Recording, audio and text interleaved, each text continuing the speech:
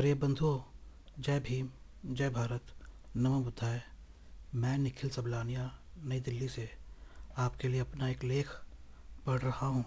इस लेख का विषय है डॉक्टर भीमराव अंबेडकर का काम पूरा करेगा आर्थिक रूप से मजबूत समाज।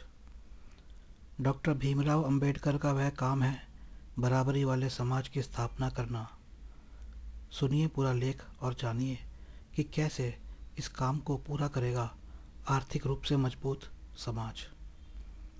डॉक्टर भीमराव अंबेडकर ने अपने जीवन में आर्थिक विषमताओं से जूझते हुए भारत के पिछड़े और शोषित लोगों के उत्थान के कार्य पूरे किए। अपने जीवन काल में उन्हें बहुत बार ऐसी कठिन आर्थिक परिस्थितियों से जूझना पड़ा जिनकी वजह से उन्हें कई बार अपने कई सामाजिक और राजनीतिक कार्यों को रोकना पड़ा। बेशक बाबा साहेब डॉक्टर भीमराव अंबेडकर उन विषम आर्थिक परिस्थितियों से भी जूझे, परंतु फिर भी उन्होंने अपने कामों का कारवां कभी नहीं रोका।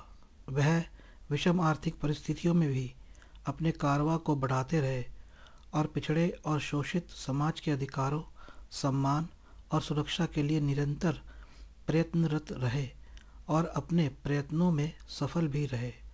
परंतु फिर भी अपने जीवन में कई बार उन्होंने इस बात का अफसोस किया कि उनके और उनकी संस्थाओं के पास उतना धन नहीं था जितना कि उन लोगों के पास था जो शोषण करते थे और अपने राजनीतिक और धार्मिक संस्थानों को चला रहे थे।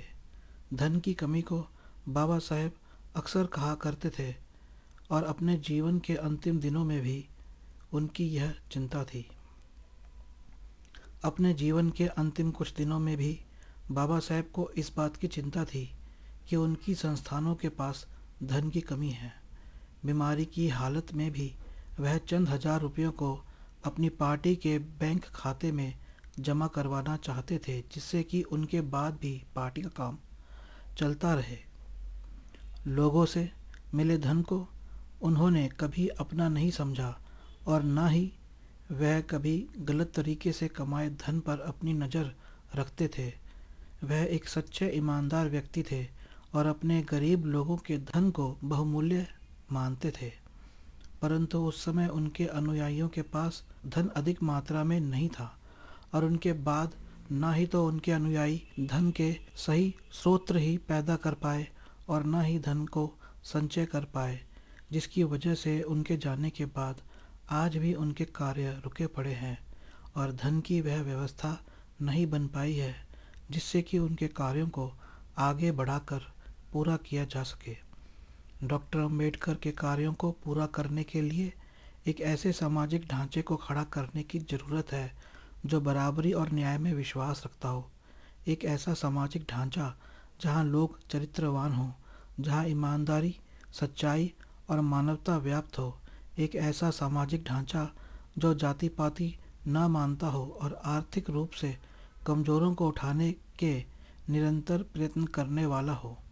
एक ऐसा समाज जहां मानवीय भावना इतनी मजबूत हो कि उस ढांचे के लोग एक दूसरे को मारने, काटने या लूटने की जगह एक दूसरे की भलाई की बात सोचे।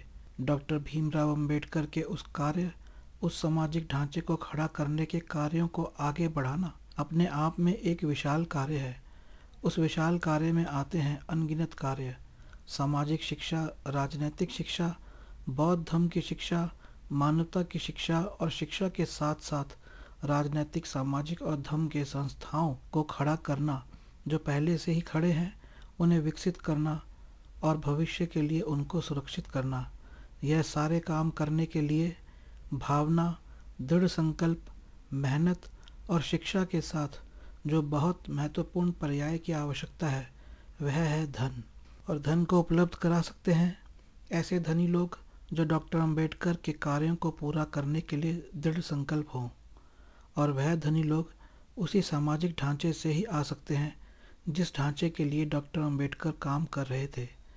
परंतु उस ढांचे में आज भी उतने धनी और संपन्न लोग नहीं हैं जो कि इतना धन उपलब्ध करा सके जिससे कि डॉक्टर अंबेडकर के कार्यों को पूरा किया जा सके। डॉक्टर अंबेडकर शिक्षा, नौकरियों और सामाजिक न्याय की व्यवस्था तो संविधान के माध्यम से उपलब्ध करा गए थे, पर शायद वह कुछ और वर्ष रहते तो धन की व्यवस्था भी कर देते। पर आज हमें उनके कार्यों को पूरा करना है, और उनका वह कार्य जो शायद वह अपने और कुछ वर्षों में करते कि धन की व्यवस्था करते, उस कार्य को आज हमें पूरा करना है। हमें धन, धनी, धनी बनने वाले और धनी बनाने वाले लोगों की ज़रूरत है। धन की शिक्षा, व्यवसाय की शिक्षा, और उस शिक्षा पर चलते हुए धन संचय और धन के स्रोत पैदा करना एक ऐसा बड़ा कार्य है जिस पर उन अनगिनत लोगों का भविष्य टिका है जो आज एक दमनकारी सामाजिक ढांचे में फंसे हुए हैं। आज से 100 वर्ष पहले जो लोग उस दमनकारी ढांचे में फंसे हुए थे, आज उनकी एक पीढ़ी ऐसी बन चुकी है जो डॉक्टर अंबेडकर की दिलाई सुविधा से शिक्षित और नौकरी पेशा बन चुकी है। परंतु अभी भी इस पीढ़ी में धन की वह शक्ति नहीं है जिससे कि डॉक्टर अंबेडकर के कार्यों को पूरा कर पाएं, और साथ ही नौकरी पेशा होने की वजह से इन्हें वह शिक्षा और अनुभव प्राप्त नहीं हो पाता जो व्यवसाय और निवेश, बिजनेस और इन्वेस्टमेंट करने वालों को होता है। इसलिए आज इस पीढ़ी के लिए ज़रूरत है कि वह अपनी और शिक्षाओं के साथ धन की शिक्षा भी ले। वह यह शिक्षा भी ले कि धन कैसे बनाया जाता है और कैसे बढ़ाया जाता है। धन को बनाना और बढ़ाना कोई तिगड़म ट्रिक नहीं है, बल्कि एक शिक्षा है जो कि अनुभव के साथ बढ़ती है और विकसित होती है।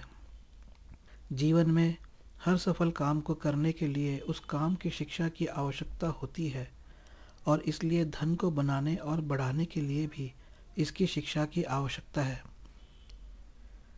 यह अफसोस का विषय है कि धन को बनाने और बढ़ाने की शिक्षा न स्कूलों में और न ही कॉलेजों में ही मिल पाती है। यह शिक्षा कुछ अनुभवी लोग ही जानते हैं जो पीढ़ी दर पीढ़ी से व्यवसाय करते आ रहे हैं, और सामाजिक, आर्थिक और राजनीतिक विषमता झेलने वाले लोगों में तो यह शिक्षा न के बराबर ही है। एक तो व्यवसाय और निवेश से चंद लोग ही जुड़े हैं, दूसरे धन की शिक्षा भी नहीं है।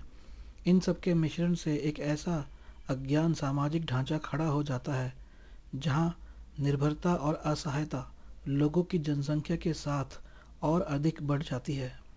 वह लोग जो धन के लिए नौकरियां पाने के लिए धनी लोगों पर निर्भर होते हैं, और यह निर्भरता पीढ़ी दर पीढ़ी बढ़ती ही जाती है, और फिर वही लोग असहाय होते हैं क्योंकि वह धन की शिक्षा और उसके अभाव में धन बनाने और बढ़ाने के स्रोत नहीं पैदा कर पाते।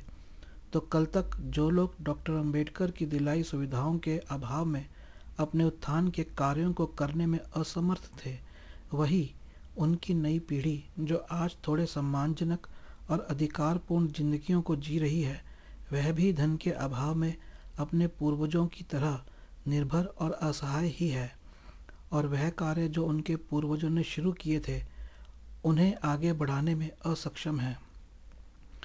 तो धन की शिक्षा के लिए ज़रूरी है कि उसकी शिक्षा ली जाए।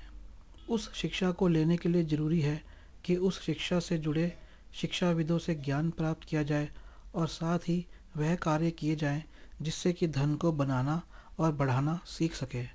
व्यवसाय और निवेश दो ऐसे तरीके हैं जिनसे कि धन बनाने और बढ़ाने के स्रोतों को पैदा किया जाता है। यदि इनकी शिक्षा ली जाए तो वह कार्य किए जा सकते हैं जिससे कि वह सामाजिक ढांचा खड़ा किया जा सके जिसके लिए डॉक्टर अंबेडकर समस्त जीवन भर प्रयत्नशील रहे। परंतु धन के अभाव में वह अपने कार्यों को और विस्तृत रूप नहीं दे पाए, जो विस्तृत रूप शोषण करने वाले लोग दे पाते थे, क्योंकि शोषण करने वालों के पास न केवल धन बहुत अधिक मात्रा में ही था, बल्कि उनकी नज़रें केवल और केवल धन और धन के स्रोतों पर ही टिकी रहती थी। आज भी उन्हीं शोषण करने वालों की पीढ़ियों के द्वारा ही समस्त सामाजिक, धार्मिक, राजनीतिक, न्यायिक, व्यावसायिक, शैक्षिक, सुरक्षा और संचार की संस्थाएं चल रही हैं।